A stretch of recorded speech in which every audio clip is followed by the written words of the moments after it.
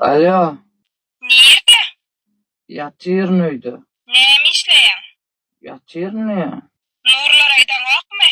Yok vayni Nurul'a katnaşacak. Allay, hele ula oğlu, hele sözünden çıkıp lan otur deyse otur deyse oturuyor. Öyden çıksan katı görme. Oğlanlar bilen oturmana gitsen menden katı görme. Var çıkam, o kovuydan çıkam, yok ne ettin ay. Birazcık yatayın o. Var.